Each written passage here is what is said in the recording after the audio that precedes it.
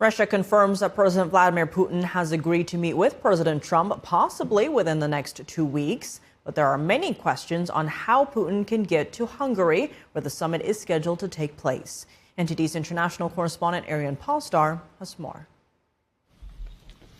President Trump on Thursday said that he agreed to a meeting with Russian President Vladimir Putin, but Trump gave no date for the summit. Now on Friday, a spokesman for the Kremlin confirmed the plans, saying the meeting might take place soon. The meeting could indeed take place within 2 weeks or slightly later. There is a shared understanding that it should not be put off. The summit is scheduled to take place in Hungary, which is surrounded by EU member states. If Putin wants to travel there through the northern route, the plane has to fly above Poland and Slovakia. In case of the southern route, it would have to fly over Bulgaria. The obstacles here are the EU ban on Russian aircraft in EU airspace. A decision will need to be made at either the EU level or the national level to allow a flight if that is where they're going to meet. The Kremlin was asked which route Putin is expected to use when traveling to Hungary.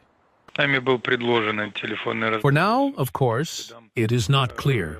The foreign ministers of Russia and the U.S. will first hold a call and meet to begin discussing the topic and all related issues. It's not clear yet if the European Union plans to grant Putin special permission to fly in EU territory to get to Hungary. But a spokesman for the EU Commission says the bloc supports the meeting. First, to repeat that any meeting that moves forward the process of achieving a just and lasting peace for Ukraine is welcome. Meanwhile, in other Russia-related news, an update on a man suspected of damaging the Nord Stream 1 and 2 pipelines. A Ukrainian man identified only as Vladimir Z is accused of being involved in the pipeline explosions.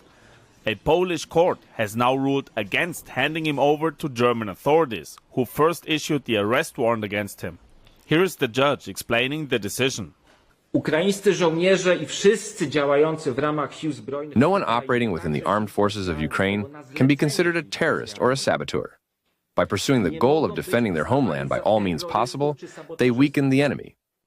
The judge has ordered Vladimir Z to be released from custody. His lawyers say they welcome the ruling. Arian Pastar, NTD News.